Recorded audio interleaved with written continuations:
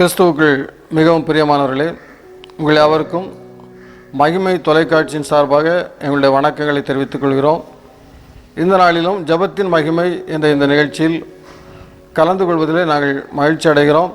நீங்களும் எங்களோடு கூட சேர்ந்து நம்முடைய செய்தித்தாள்களில் வந்திருக்கிற செய்திகளை அறிந்து அதற்காக நாம் கர்த்தருடைய சமூகத்திலே ஜெபிப்போம். நாம் மற்றவர்களுக்காக ஜெபிக்கிற பொழுது ஆண்டவர் நம்மையும் நம்முடைய குடும்பத்தையும் ஆசீர்வதிப்பார். ஆகவே நாம் இந்த ஜெப நேரத்தில் நாம் கர்த்தருடைய சமூகத்தை நோக்கி பார்ப்போம். இந்த நிகழ்ச்சி உங்களுக்கும் உங்கள் குடும்பத்துக்கும் நிச்சயமாக ஒரு ஆசீர்வாதத்தை கொண்டு வரும் என்று நாங்கள் கர்த்தருக்குள் விசுவாசிக்கிறோம். முதலாவது டிசம்பர் மாதம் 5ஆம் தேதி உலக மண் தினம் என்று கொண்டாடுறாங்க. உலக மண் தினம், மண்ணை குறித்த ஒரு விழிப்புணர்வு தேவை அப்படிங்கிறதுக்காக கொண்டிருக்காங்க. இப்போ இந்த வருஷத்தினுடைய தீம் என்னன்னா, மண் எங்கே உணவு அங்கே. எங்கே மண் இருக்குதோ அங்கே உணவு என்ற கருப்பொருளை மையமாக வைத்து இந்த உலக மண் தினம் கொண்டாடப்படுகிறது. மண் வளத்தை பாதுகாப்பதன் மூலம் நிலையான உணவு உற்பத்தியை உறுதிப்படுத்த முடியும் என்பது இதன் பொருள். நம்முடைய மண் வளம் இல்லைன்னா உணவே இல்லையே. அதனால் இன்றைக்கு இந்த மண்ணை குறித்த ஒரு விழிப்புணர்வு கண்டிப்பாக தேவை. எப்படிலாம் மண்ணை நம்ம கெடுத்து கொண்டே இருக்கிறோம்னா, இந்த உரங்கள், ரசாயன உரங்களின் பயன்பாடு, பிளாஸ்டிக் பொருட்களால் ஏற்படும் மாசு போன்றவற்றால் மண் வளம் குறைந்து வருகிறது. அவங்க என்ன சொல்கிறாங்க, நம்முடைய உடல் நலத்தை எப்படி மருத்துவரை கொண்டு சோதிக்கிறோமோ அதுபோல் மண் வளத்தையும் நீங்கள் கண்டிப்பாக மருத்துவ பரிசோதனை செய்யணும் அப்படின்னு சொல்கிறாங்க. ஒரு தேவையான நேரத்தில் மண் பரிசோதனை செய்வதன் மூலம் சரிவிகித சத்துக்களை பயன்படுத்தி பயிரின் உற்பத்தியை அதிகரிக்கலாம். இதன் மூலம் லாபத்தையும் மேம்படுத்தலாம். மண் மாதிரிகள் எப்படி சேகரிக்க வேண்டும், எந்த பகுதியில் மண் மாதிரிகள் எடுக்க வேண்டும், எந்தெந்த பயிருக்கு எவ்வளவு ஆழத்தில் மண் மாதிரிகள் எடுக்க வேண்டும் என வேளாண்மை ஆராய்ச்சியாளர்கள் ஆய்வு செய்து அதற்கான நெறிமுறைகளை வகுத்துள்ளார்கள். இந்த பரிசோதனை அடிப்படையில் பரிந்துரைக்கப்படும் அளவில் மட்டும் ரசாயன உரங்களை பயன்படுத்தி மண் வளத்தை பாதுகாக்க முன் வர வேண்டும் அப்படின்னு சொல்லி ஒரு செய்தி வந்திருக்கிறது. மண் வளம் அப்படிங்கும்போது மண்ணை பாதுகாப்பது, மண் வளம் வருடத்திற்கு ஒரு முறை இப்படி ஒரு விழிப்புணர்வை கொடுக்குறாங்க. இப்போ முன்னால் பழைய காலங்களில் வீடுகளை கட்டும்போது கொஞ்சம் பகுதியை மண் வச்சுருப்பாங்க. ஆனால் பழைய பார்த்தோம்னா கொஞ்சம் ஏரியா, ஒரு ஏரியாவில் கொஞ்சம் மண் இருக்கட்டும் அப்படின்னு வைப்பாங்க. அதில் ஒரு சின்ன செடி வச்சு விடுவாங்க. அல்லது ஏதோ அந்த மண் வளம் இருந்ததுனால தண்ணி, மழை நீர் சேகரிக்கலாம். அது நல்லபடி கொஞ்சம் மண்ணை ஒரு ஏரியா வச்சிருப்பாங்க. இப்போ பெரும்பாலான அப்படிப்பட்ட இடங்களில் நம்ம மண் அப்படிலாம் இல்லை. அதுபோல் இந்த மண் வளத்தை பாதுகாப்பதற்காக இன்றைக்கி இப்படிப்பட்ட நடவடிக்கை எடுக்கணும். இன்னொன்று, நம்ம நிறைய இடங்களை பார்க்குறோம். பழைய காலங்களில் வெட்லேண்ட்ஸ், அதாவது நஞ்சை நிலங்கள்னு சொல்லுவாங்க. அப்படி பெரிய நஞ்சை நிலங்களாக இருந்த இடங்கள்லாம் இப்போது அந்த நஞ்சை நிலம் பூரா கட்டடங்களாகிடுச்சு. மண் வளம் குறைய செய்யும், மண்ணுடைய வளம் குறையுது, மண்ணுடைய ஏரியா குறையுது. இதனால் உணவு ஆட்டோமேட்டிக்காக உணவுப் பொருள் விளையிறது குறையான்னு செய்யும். நிறைய நஞ்சை நிலங்களெல்லாம் கட்டட பகுதிகளாக மாறிடுச்சு. அப்போ இப்படிப்பட்ட சூழ்நிலையில், இப்படிப்பட்ட இந்த நெருக்கடியான சூழ்நிலையில் நாம் மண் வளத்தை பாதுகாக்க வேண்டும் அப்படிங்கிற ஒரு உன்னதமான நோக்கத்தோடு இந்த மண் வள தினத்தை டிசம்பர் மாதம் 5ஆம் தேதி கொண்டாடுகிறார்கள். மண்வள தினம் என்று சொல்லும்போது முதல்ல நம்ம மனிதனை தான் நினைக்க வேண்டியது. ஆமாம், மண்ணை நினைக்கிறத விட மனிதனை தான் நினைக்கணும். ஏன், ஆண்டவர் மண்ணால் தான் மனுஷனையே படைத்தார். ஆமாம், மனுஷன் படைக்கப்படுவதற்கு மூலப்பொருளே மண் தான். ஆமாம், ரா மெட்டீரியலே மண் தான். அப்போது மண்ணாங்கட்டி மாப்பிள்ளைக்கு எலும்பி அக்கா பொண்ணு அப்படின்னு ஒரு திருமண பாடல் உண்டு.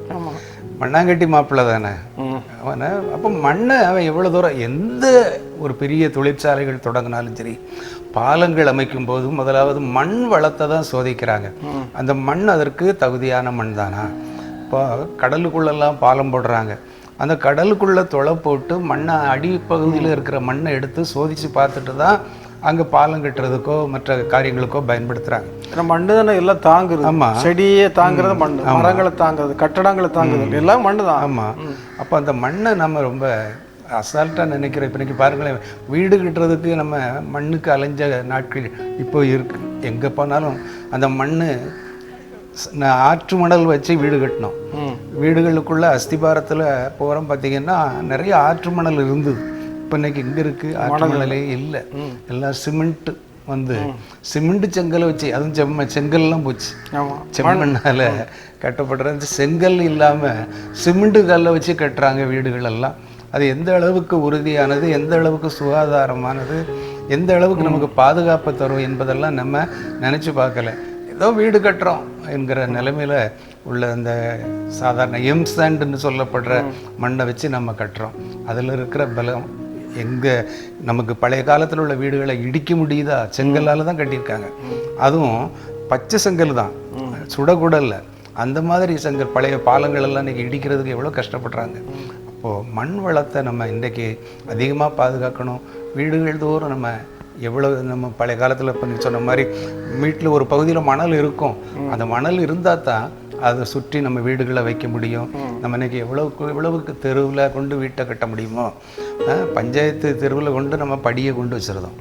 என்ன அதுக்கு நம்ம அந்த காலங்களில் பஞ்சாயத்தில் வரியெல்லாம் போட்டாங்க, இப்போ அதெல்லாம் இல்லை.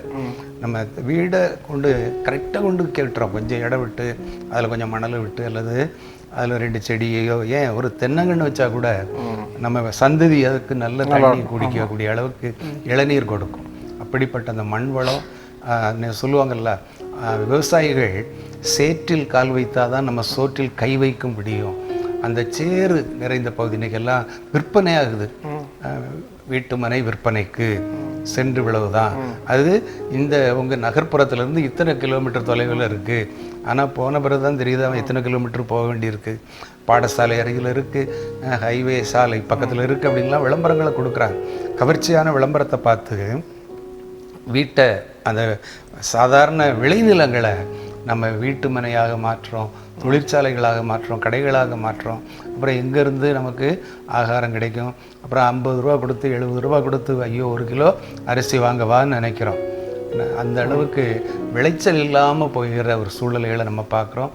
எங்கெல்லாம் மண் தெய்வம் மண் இருக்கோ அதை நம்ம பெரிதாக நினைத்து அந்த மண் வளத்தை பாதுகாப்போம். நிச்சயமாக கர்த்தர் நம்மையும் நம்முடைய குடும்பங்களை ஆசீர்வதிப்பார். ஜெபிப்போம். எங்களை நேசிக்க நல்ல ஆண்டவரே, இந்த ஜெபத்தின் மகிமை நிகழ்ச்சிக்கு நமக்கு நன்றி செலுத்துகிறோம். இந்த நாளிலும் ஆண்டவரே, டிசம்பர் 5ஆம் தேதி உலக மண் தினம் கொண்டாடப்பட்டதை குறித்து நாங்கள் செய்தியில் வாசித்தோம். ஆண்டவரே, இந்த பூமியை ஆண்டவரே நீ எங்களுக்காக படைத்தீர். இந்த பூமியில் உள்ள மண் வளத்தை எங்களுக்காக நீ உரிமையாக்கி கொடுத்தீர்.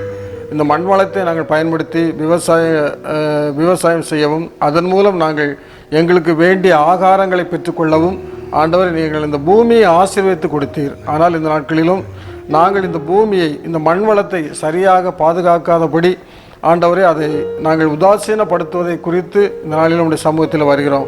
ஆண்டவர், இதை குறித்து ஒரு விழிப்புணர்வை நாங்கள் பெற்றுக்கொள்வதற்கு இந்த நாளை ஆண்டவரே நம்முடைய சமூகத்தில் நாங்கள் ஜெபிக்கிறோம். ஆண்டவரே, இந்த பூமியில் வாழ்கின்றவர்கள் ஆண்டவரே, இந்த அனைத்து மனிதர்களும் ஆண்டவரே தன்னுடைய மண் வளத்தை குறித்த ஒரு சிந்தனையோடு வாழ்வதற்கும், மண்ணை பாதுகாக்க வேண்டும் என்ற உணர்வோடு வாழ்வதற்கும், அதன் மூலம் ஆண்டவரே இந்த விவசாயம் மூலம் கிடைக்கக்கூடிய மக்களுக்கு தேவையான ஆகாரங்கள் கிடைப்பதற்கும் ஆண்டவரே நீர் ஒத்தாசை வேண்டும் ஜெபிக்கிறோம். மண் எங்கே இருக்கிறதோ உணவு அங்கே இருக்கிறது என்ற அந்த வார்த்தையின்படி ஆண்டவரே நாங்கள் உணவுக்காகவாவது அல்லது உணவு உற்பத்திக்காவது இந்த மண் வளத்தை பாதுகாக்க தேவையான நல்ல ஞானத்தை ஆண்டவர் எங்களுக்கு தந்து வழிநடத்த வேண்டும் என்று நம்முடைய சமூகத்திலே ஜெபிக்கிறோம். மீட்பரே சொல்ல ஜெபிக்கிறோம் நல்ல பிதாவே, ஆமென். இந்த கொடி நாள், படை வீரர் கொடி நாள், இது வந்து டிசம்பர் மாதம் 7ஆம் தேதி கொண்டாடப்படுகிறது. ஒவ்வொரு வருடமும் டிசம்பர் மாதம் 7ஆம் தேதி படை வீரர் கொடி நாள் ஆக அனுசரிக்கப்படுகிறது. இதில் வந்து படைவீரர் கொடி நாள் என்று சொல்லுகிற பொழுது 1949ஆம் ஆண்டிலிருந்து இதை கொண்டாடுறாங்க. 1949ஆம் ஆண்டிலிருந்து டிசம்பர் மாதம் 7ஆம் தேதி இந்த படைவீரர் கொடி நாள் அனுசரிக்கப்படுகிறது. இது எதற்காகனா, அதாவது படை, இராணுவம், தரைப்படை, விமானப்படை, கப்பல் படை, இதில் பணியாற்றி வரக்கூடிய அநேக வீரர்கள் அவர்கள் வந்து போரில் இறந்து போகிறாங்க. நிறைய பேர் இறந்து போகிறாங்க. அவருடைய குடும்பம், அதுபோல் போரில் கை கால்களை இழந்தவர்கள், இப்படி நிறைய போரினால் பாதிக்கப்பட்டவர்கள், இப்படி நிறைய இராணுவ வீரர்கள், அவருடைய குடும்பங்களுக்கு நம்முடைய தேசத்தில் உள்ள மக்கள் அவர்களுக்கு உதவி செய்யணும் அப்படிங்கிற ஒரு கான்செப்ட். அதாவது படை வீரர்களுக்கு தேசத்தில் உள்ள மக்கள் உதவி செய்யணும் அப்படிங்கிற ஒரு மிகப்பெரிய கான்செப்டோட இந்த கொடி நாள் விழா அப்படின்னு வைக்கிறாங்க. அதில் வந்து சிவப்பு நிறத்தில், அடர் நீளத்தில், வெளிர் நீளத்தில், அதாவது இந்த இராணுவ படை, அதில் தரைப்படை, விமானப்படை, கப்பல் படையை குறிப்பதற்காக இந்த 3 வர்ணங்களில் கொடிகளை தயாரித்து, சின்ன சின்ன கொடிகளை தயாரித்து ஒவ்வொரு தமிழ்நாடு அரசில் உள்ள ஒவ்வொரு துறைகளுக்கும் இலக்கு நிர்ணயிக்கிறாங்க. நீங்கள் கல்வித்துறை, நீங்கள் இவ்வளவு வசூலிக்க வேண்டும், வருவாய்த்துறை நீங்கள் இவ்வளவு வசூலிக்க வேண்டும், ஊரக வளர்ச்சித்துறை, இப்படி பத்திரப்பதிவுத்துறை, பொதுப்பணித்துறை, இப்படி எல்லா துறைகளுக்கும் ஒவ்வொரு மாவட்டத்திலும் இலக்கு நிர்ணயிக்கிறாங்க. இந்த இலக்கை நீங்கள் தரணும்னு சொல்லி அந்த அடிப்படையில் திருநெல்வேலியில் பார்த்தீங்கன்னா போன வருஷம் ஏறத்தாழ 77,60,000 ரூபா வசூல் பண்ணியிருக்கிறாங்க போன தடவை. ஆனால் தூத்துக்குடியில் கிட்டத்தட்ட 1,78,00,000 வசூல் பண்ணியிருக்காங்க தூத்துக்குடியில். பொதுவாக இந்தியாவை பொறுத்தளவில் தமிழ்நாட்டில் தான் இந்த கொடிநாள் வசூல் நிறையா கிடைக்கிறதாக சொல்கிறாங்க. இப்போ இதை பயன்படுத்தி இந்த கொடிநாள் மூலம் கிடைக்கக்கூடிய இந்த தொகையை அந்த இராணுவ வீரர்களுக்கு, அவர்கள் வந்து அவருடைய குடும்பங்களுக்கு கொடுக்குறாங்க. இதில் வந்து திருநெல்வேலி மாவட்டத்தில் கொடிநாள் வசூல், நன்கொடை வசூல் பெறப்பட்டு மாவட்டத்தில் 4,000 முன்னாள் படை வீரர்கள் மற்றும் விதவர்கள் வசிக்கிறார்கள். இவர்களில் 512 பயனாளிகளுக்கு 1.13 கோடிக்கான நலத்திட்ட உதவிகள் இந்த ஆண்டு வழங்க இருக்கிறதா சொல்கிறாங்க. ஏறத்தாழ இதே போல் எல்லா மாவட்டங்களிலும் இப்படிப்பட்ட நலத்திட்ட உதவிகள் அந்த படை வீரர்களுக்கு கொடுக்குறாங்க. இந்த நாளில் நாம் இந்த படை வீரர்களுக்காக, ஏன்னா இராணுவத்தில் பணிபுரிகின்ற, விமானப்படையில் பணிபுரிகின்ற, கப்பல் படையில் பணிபுரிகின்ற அனைத்து வீரர்களுக்காகவும் நாம் விசேஷமாக இந்த நாளில் ஜெபிக்க வேண்டும். அவருடைய குடும்பங்கள், நிறைய குடும்பங்களில் இன்றைக்கி அவர்கள் வந்து அவங்க பணிபுரிகிறாங்க. இவங்களுடைய முதல்ல குடும்பத்தில் அவங்க ஒரு வருஷத்துக்கு ஒருக்கா தான் வீட்டுக்கு வர முடியும், அது ஒரு நிலைமை. திடீர்னு ஒரு அவசரத்துக்கு வர முடியாது. ரெண்டாவது வந்து அவர்களுக்குடைய ஒரு எப்போ என்ன நடக்குங்க தெரியாது. அப்படிப்பட்ட ஒரு கடினமான சூழ்நிலையில் பணிபுரிகின்ற இராணுவ வீரர்களுக்காக நாம் இந்த நாளில் ஜெபிப்போம். இந்த படை வீரர் கொடி நாளுக்கு நம்மால் இயன்ற உதவியை நாம் செய்வோம். அதான் அழகாக சொல்கிறாங்களா, நம்முடைய குடிமக்கள், தேசத்தினுடைய மக்கள் படை வீரர்களுக்கு உதவி செய்ய வேண்டும், நம்முடைய பங்கு அதில் இருக்கணும் அப்படிங்கிறதுக்காக இந்த கொடி நாளை அனுசரிக்கிறோம். அதனால் நாமும் படை வீரர்களை நினைத்து ஜெபிப்போம், அவர்களுக்கு முடிந்த அளவுக்கு இந்த உதவிகளை செய்வோம். ஆண்டவர் நம்மை ஆசீர்வதிப்பார். சிறு பிள்ளைகளில் நாங்கள் பாடசாலையில் படிக்கும்போது கூட இந்த கொடியை கொண்டு வந்து கொடுக்குறாங்க ஆசிரியர்கள். ஆமாம், அப்போல்லாம் 50 பைசா 25 பைசா அப்படின்னு சொல்லி அந்த கொடியை வாங்கணும் அப்படின்னு ஆசிரியர்கள் எங்கள்கிட்ட கொடுப்பாங்க. நாங்கள் வாங்கியிருக்கிறோம். அப்போ அதுக்கு சட்டையில் குத்திக்கிடுறதுல கொஞ்சம் பெருமைப்படுவோம். அதே போல் இராணுவ வீரர்கள், இப்போ ஆண்டவர் சொல்கிறாரு, கர்த்தர் வீட்டை கட்டாராயில் கட்டுகிறவர்களின் பிரயாசம் விருதா, கர்த்தர் நகரத்தை காவாராயில். ஒரு சமயத்தில் ஒரு மனுஷன் ஆஸ்பத்திரியில் போய் ஒரு சிகிச்சைக்காக போனவர், ஒரு குறிப்பிட்ட அறுவை சிகிச்சை செய்ய வேண்டிய சூழ்நிலை. முடிஞ்ச உடனே பில்லை பார்க்குறாரு, அதில் ஆக்சிஜனுக்காக இவ்வளவு பணம் நீங்கள் செலுத்தணும் அப்படின்னு போட்டிருக்காங்க. உடனே அவருக்கு பார்த்துட்டு கண்ணில் கண்ணீர் வடியுதான். என்னங்க நாங்கள் அதிகமாக தொகையை போட்டோமா அப்படின்னு கேட்டார் டாக்டர். இல்லை நீங்கள் சரியாக தான் போட்டிருக்கீங்க, ஆனால் ஆண்டவர் எங்களுக்கு ஆக்சிஜனுக்கு பில் போட்டால் இவ்வளவு இருக்கும்னு நினச்சேன், கண்ணில் கண்ணீர் வந்துட்டு அப்படின்னு சொல்கிறார். ஆண்டவர் எவ்வளவு உண்மையை நமக்கு தந்துக்கிட்டு இருக்கிறார், இயற்கையை நமக்கு அனுகூலமாக்கி தந்திருக்கிறார். பகலிலே வெயிலாகிலும் இரவிலே நிலவாகிலும். இன்றைக்கி மின் கட்டணங்கள் எல்லாம் உயர்த்தப்பட்டிருக்கு. வீட்டுக்காரங்கள்லாம் ஆச்சரியப்படுறாங்க, டபுளாக இருக்குது. அதே போல் சொத்து வரி, தொழில் வரி எல்லாமே டபுளாக உயர்ந்துக்கிட்டு இருக்கிற காலத்தில் கர்த்தர் நமக்கு எவ்வளவு நன்மைகளை, அவர் நம்மளுடைய அப்பத்தையும் தண்ணீரையும் அவர் ஆசீர்வதித்து தருகிறார். அதனால் வியாதி நம்மை அணுகுவதில்லை அப்படின்னு சொல்கிறார். ஆண்டவர் தருகிற அப்பமோ தண்ணீரோ அது சாதாரண ஒரு காரியமாக இருந்தாலும் வியாதி நம்மை அணுகாது. நோயற்ற வாழ்வு தான் குறைவற்ற செல்வம். படை வீரர்களை நம்ம நினைக்கும் போது அதைத்தான் நம்ம அவங்க காடுகளில், மலைகளிலும், வெயிலிலும், குளிரிலும் கடந்து வீட்டை மறந்து அங்கே நம்ம நாட்டை காப்பதற்காக அவர்கள் போர் முனையில் இருக்கிறது போல். ஏன் அவங்க நினச்ச உடனே ஒரு தண்ணியை கூட குடிக்க முடியாது, அதுவும் மேலதிகாரியுடைய அனுமதியை பெற்றவரை தான் தண்ணி குடிக்க முடியும். அவ்வளோ தூரம் நமக்காக பாதுகாக்கிறவங்களுக்காக தமிழ்நாட்டில் ஏராளமான மக்கள் அதிகமான கொடிநாள் வசூல் நடந்திருப்பதாக, கொடுத்திருப்பதாக நம்ம கேட்கும்போது உண்மையிலே ரொம்ப சந்தோஷப்படுறோம். இந்த சிறியரில் ஒருவருக்கு எதை செய்கிறீர்களோ அதை எனக்கே செய்கிறீர்கள் என்று சொன்ன மாதிரி இந்த பணம் வீணாகாமல் நிச்சயமாகவே அந்த முப்படை வீரர்களுக்கும் அது பயன்பட வேண்டும். அதே போல் நாம் கடவுளுக்கென்று கொடுக்குறோம். அந்த காணிக்கைகளும் கடவுளுக்காக, கடவுளுடைய நாம மகிமைக்காக, கடவுளுடைய ராஜ்ய விருத்திக்காக அது செலவு செய்யப்பட வேண்டும். அதை நம்ம பலவிதமான துஷ்பிரயோகம் பண்ணும்போது அதற்கான சாபத்தையும் நாம் நம்ம குடும்பத்திலேயே பெற்றுக்கொள்ளக்கூடிய ஒரு நிலையில் நம்ம இருக்கிறோம். அதனால் இந்த படைவீரர் நாள், டிசம்பர் 7 கொடி நாள் என்கிற இந்த நாளிலே நம்ம படைவீரர்களுக்காக ஜெபிப்போம். அவர்களுடைய பாதுகாப்பு என்றைக்கும் நமக்கு வேண்டும் என்று சொல்லி ஜெபிப்போம். கர்த்தர் நம்மையும் நம்முடைய குடும்பங்களை ஆசீர்வதிப்பார். ஜெபிப்போம்.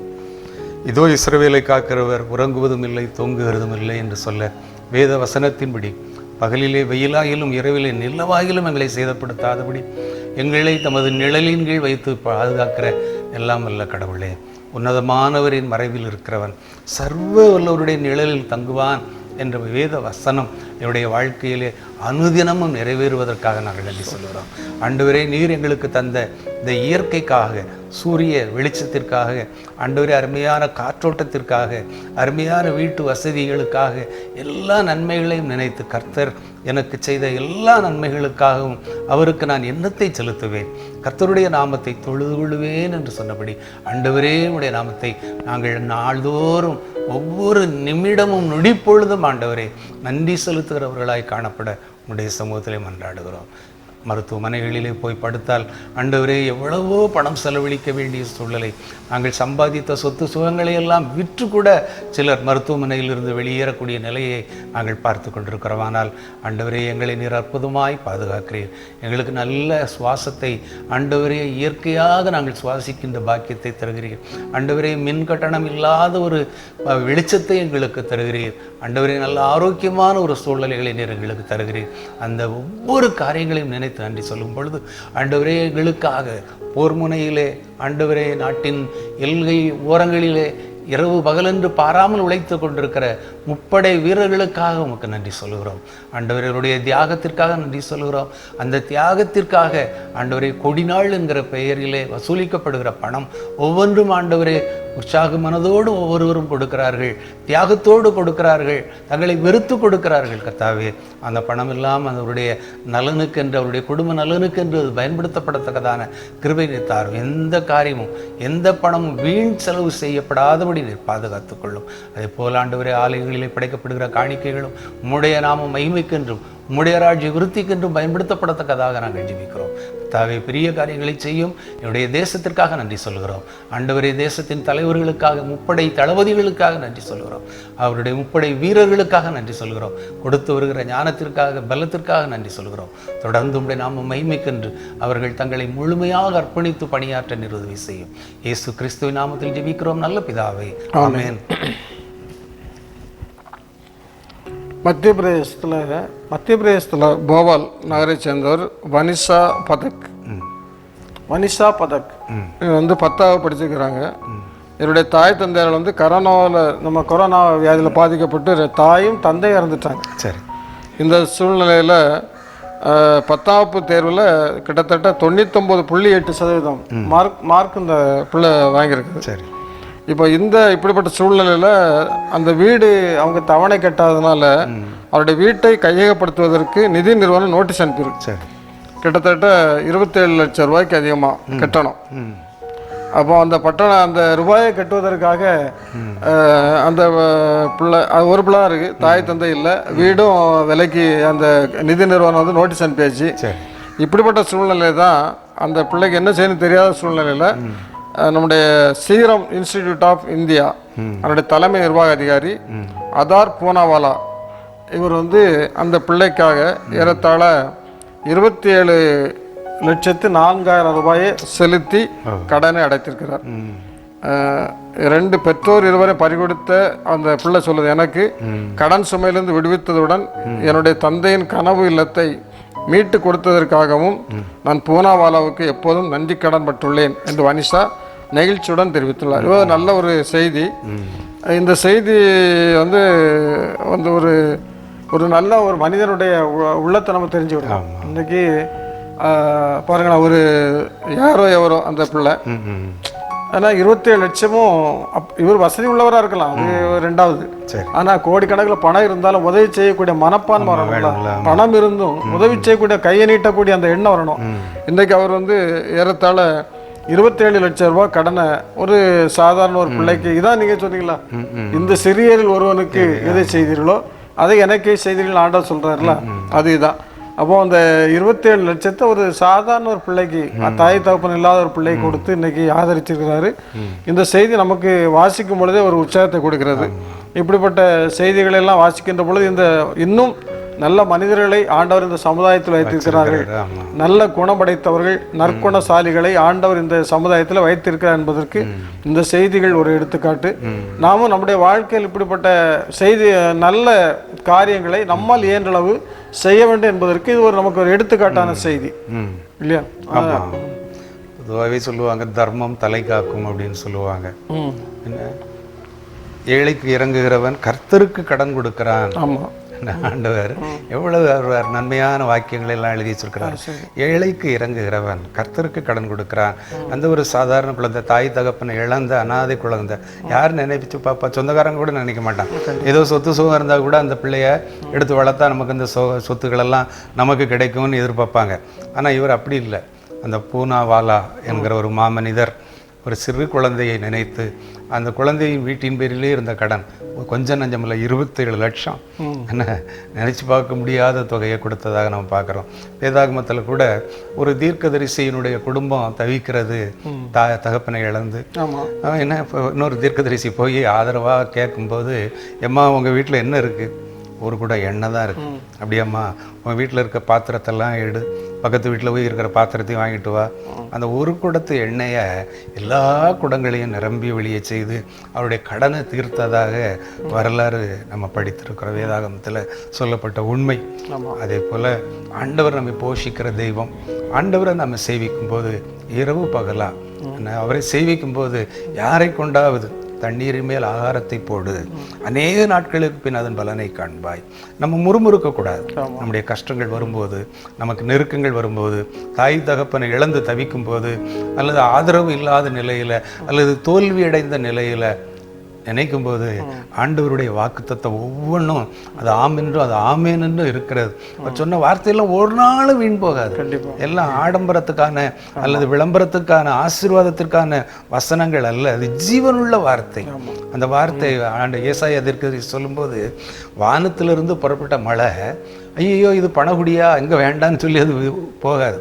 அது பூமிக்கு வந்து தன்னுடைய பலனை கொடுத்து தீரும்.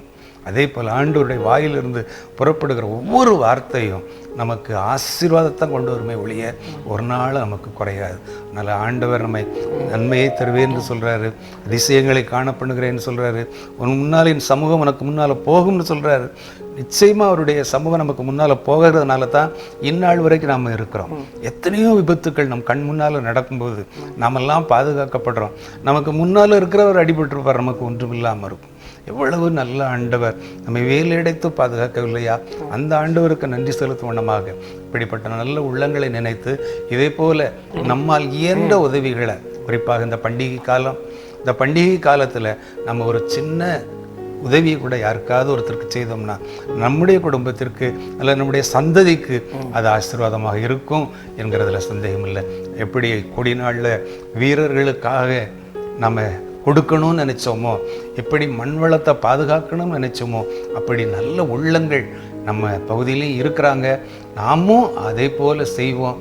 கர்த்தர் நம்மையும் நம்முடைய குடும்பங்களை ஆசீர்வதிப்பார். ஜெபிப்போம். எங்களை நேசிக்கிற நல்ல ஆண்டவரே, இந்த மகிமையான வேலைக்கு நன்றி செலுத்துகிறோம். ஏழைக்கு இறங்குகிறவன் கர்த்தருக்கு கடன் கொடுக்கிறான் என்று நம்முடைய வேதத்தில் வாசிக்கிறோம். தகப்பனும் தாயும் கைவிட்டாலும் நான் உன்னை சேர்த்துக் கொள்வேன் என்ற ஆண்டவருடைய வார்த்தைகளுக்காக நன்றி செலுத்துகிறோம்.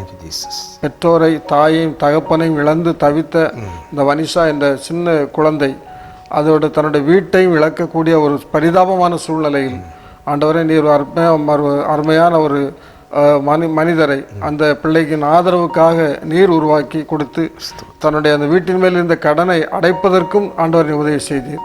அவர் ஏறத்தாழ 27 லட்சம் ரூபாய் அந்த வீட்டின் மேல் செலுத்தி அந்த பிள்ளைக்கு மிகப்பெரிய ஆதரவாக ஆண்டவரே அவர் இருந்ததற்கு அவருக்கு நன்றி செலுத்துகிறோம். ஆண்டவரே, இதுபோல் ஆண்டவர் இந்த நாட்களில் நாங்கள் ஏழைகளுக்கு, எளியவர்களுக்கு, உதவியற்ற நிலையில் வாழ்ந்து கொண்டிருக்கிறவர்களுக்கு ஆண்டவரே நாங்களும் அவர்களை நினைத்து எங்களால் இயன்ற உதவியை நாங்கள் அவர்களுக்கு செய்ய வேண்டும் என்ற ஒரு தாகத்தை, ஒரு வாஞ்சையை, ஒரு ஆர்வத்தை ஆண்டவர் இந்த நாட்களில் நீர் எங்களுக்கு தர வேண்டும் என்று உங்களுடைய சமூகத்திலே ஜெபிக்கிறோம்.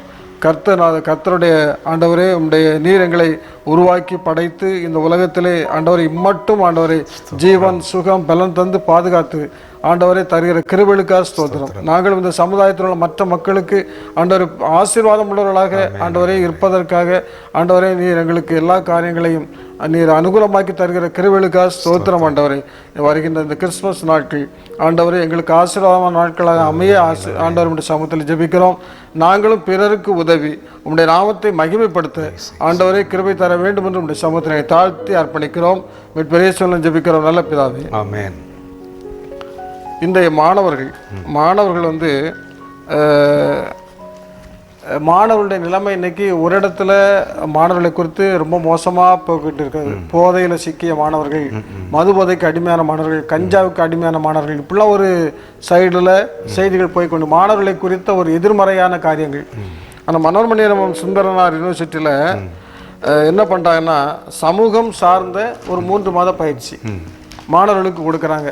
அதில் இந்த முதுநிலை படிக்கக்கூடிய முதுநிலை பிஜி, அதில் செகண்ட் இயர் படிக்கக்கூடிய மாணவியர்களுக்கு ஒரு 3 மாத பயிற்சி. அவங்க என்ன செய்யணும்னா பொதுமக்களோட போய் கலந்து அவங்களுக்கு தேவையான காரியங்கள், அரசாங்கத்தில் என்ன உதவிகள் கிடைக்கணும் அப்படிப்பட்ட காரியங்களை அவங்க அந்த மக்களுக்கு சொல்லி அப்படி அவங்க செய்வதற்காக ஒரு 3 மாதம் ட்ரைனிங் கொடுத்துருக்குறாங்க. அதாவது சமூகத்தை குறித்த ஒரு அக்கறை, சமுதாயத்தை குறித்த ஒரு கரிசனை இந்த மாணவ பருவத்தில் அவர்களுக்கு ஊட்ட வேண்டும் என்ற ஒரு உன்னதமான நோக்கத்தில் சமூகம் சார்ந்த 3 மாத பயிற்சி நிறைவு ஆயிருக்கிறது. இதில் இந்த மாணவர்கள் 3 மாத காலம் மக்களோடு இணைந்து பணியாற்றி மக்களுக்கும் மாவட்ட நிர்வாகத்திற்கும் பாலமாக அமைந்து பணி செய்திருக்கிறார்கள். அதில் வன்முறையினால் பாதிக்கப்பட்ட பெண்களில் ஒருங்கிணைந்த சேவை மூலமாக பயனடைந்தவர்களின் தற்போதைய நிலை என்ன என்பதை அறிந்து கொண்டு அவர்களில் பாதிக்கப்பட்ட பெண்களை நேரடியாக சந்தித்து அவர்களின் வாழ்வாதாரத்துக்கான தேவைகள் குறித்து கணக்கெடுத்து மாவட்ட நிர்வாகத்துக்கு அறிக்கை அனுப்பியிருக்கிறாங்க.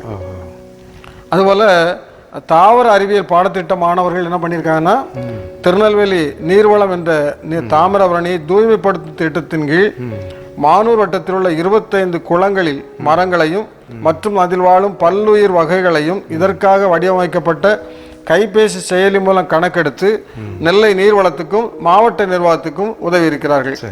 இப்படி நீர்வளத்தில் இன்னும் இந்த சமூக நலம் இதை குறித்து அவர்கள் நிறைய அக்கறை கொண்டு ஒரு சமுதாயம் சார்ந்த பயிற்சியை இவர்கள் முடித்து இன்றைக்கு பொதுமக்களுக்கு உதவி செய்திருப்பதை குறித்து ஒரு செய்தி வந்திருக்கிறது. இப்படிப்பட்ட காரியங்கள், இப்படிப்பட்ட ஒரு நல்ல நோக்கத்தோடு இன்றைக்கு மனோன்மணி சுந்தரனார் பல்கலைக்கழகமும் திருநெல்வேலி மாவட்ட நிர்வாகமும் இணைந்து இந்த பயிற்சியை மேற்கொண்டு மாணவர்களுக்கு பயிற்சி அளித்திருக்கிறார்கள். இப்படிப்பட்ட பயிற்சிகள் தொடர வேண்டும், மாணவர்கள் சமுதாய அக்கறையோடு வளர வேண்டும், சமூக நலனோடு இருக்க வேண்டும் என்ற இதற்காக நாம் ஜெபிப்போம். ஆண்டவர் இப்படிப்பட்ட திட்டங்களை ஆசீர்வதிக்கும். ஜெபிப்போம். நல்ல ஆண்டவரே, நன்மையான ஈவுகளை அருளி செய்கிறவரே, நன்மை செய்கிறவராக சுற்றி திரிந்தவரே, மனிதனுக்கு ஞானத்தை தருகிறீர். அந்த ஞானம் மனிதனை உயர்த்துகிறது. ஞானத்தை சம்பாதி, புத்தியை சம்பாதி என்று சொல்லி நீதிமொழிகள் எங்களுக்கு ஆலோசனை தருகிறது. ஆண்டவரே, இந்த நாட்களிலே படித்தவர்கள் நாங்கள் படித்து விட்டோம், மெத்த படித்து விட்டோம், அதிக படிப்பு படித்து விட்டோம், நாங்கள் இனி தலைகுனிந்து நடக்க வேண்டாம் என்ற எண்ணம் இல்லாதபடி தலைகுனிந்து பிறருக்கு செய்ய வேண்டிய சேவைகளை செய்ய வேண்டும் என்று ஆண்டவரே நீர் எங்களுக்கு தந்த மனோன்மணியம் சுந்தரனார் பல்கலைக்கழகத்திலே ஒரு நல்ல ஆலோசனையர் கொடுத்தீர். ஆண்டவரே, முதுகலை படிப்பு படிக்கிறவர்கள் தங்களுடைய 2ஆம் ஆண்டிலே 3 மாதத்தை சமூகம் சார்ந்த பயிற்சி பெறுவதற்கு நல்ல வாய்ப்புகளை கொடுத்தீர். ஆண்டவரே, அதன் மூலமாக அநேக பயனுள்ள செயல்கள் எங்களுடைய திருநெல்வேலி மாவட்டத்திலே அருகாமையில் உள்ள இடங்களிலே நிறைவு பெறுவதற்கு நீர் தந்த ஞானத்திற்காக உமக்கு ஸ்தோத்திரம். இதை போல் ஆண்டவரே, படித்த பிள்ளைகள் ஆண்டவரே தாங்கள் படித்த படிப்பிற்கு ஏற்றபடி சிறப்பாக சமூக சேவை செய்யத்தக்கதாக நீர் உதவி செய்ய வேண்டும் என்று ஜெபிக்கிறோம். இந்த நாட்களிலே ஆண்டவரே, நாங்கள் அநேக காரியங்களை குறித்து ஜெபித்தாலும் ஆண்டவரே, அத்தனை காரியங்களும் ஆண்டவரே ஏதோ ஒரு எதிர்பார்ப்போடு சேவை மனப்பான்மையோடு இருப்பதை நினைத்து உமக்கு நன்றி சொல்லுகிறோம். கர்த்தாவே, மண் வளத்தை பாதுகாக்க வேண்டும் என்று கற்றுக்கொண்டோம். படை வீரர்களுக்காக கொடுக்க வேண்டும், ஜெபிக்க வேண்டும் என்று கற்றுக்கொண்டோம். ஏழை எளியவர்களுக்காக ஜெபிக்க வேண்டும், ஏன் சமூகத்தை பாதுகாக்க வேண்டும் என்றும் நாங்கள் கற்றுக்கொண்டோம். இந்த அடிப்படையில் இந்த வாரத்தை மட்டுமல்ல, இந்த மாதத்தில் மட்டுமல்ல, என்னுடைய ஆயுள் நாளெல்லாம் ஆண்டவரே நாங்கள் நினைத்து உமக்கு உகந்த பாத்திரமாக இந்த ஜனத்தை எனக்கென்று ஏற்படுத்தினேன், இவர்கள் எப்போதும் என் துதியை சொல்லி வருவார்கள் என்றபடி ஆண்டவரே உமக்கு மகிமையாக சாட்சியாக நாங்கள் உழைக்க பிழைக்க எங்களுக்கு பலந்தார். இயேசு கிறிஸ்துவின் நாமத்தில் ஜெபிக்கிறோம் நல்ல பிதாவே, ஆமென். கிறிஸ்துவில் பிரியமானவர்களே, இந்த வாரத்திலே 4 செய்திகளும் சேவை மனப்பான்மையில் அமர்ந்திருப்பதை நினைத்து ஆண்டவருக்கு நன்றி சொல்லுகிறோம். தொடர்ந்து நாங்கள் உங்களுக்காக ஜெபிக்கிறோம். கர்த்தர் தாமே உங்களையும் உடைய குடும்பங்களையும் ஆசீர்வதிப்பாராக. நன்றி, வணக்கம்.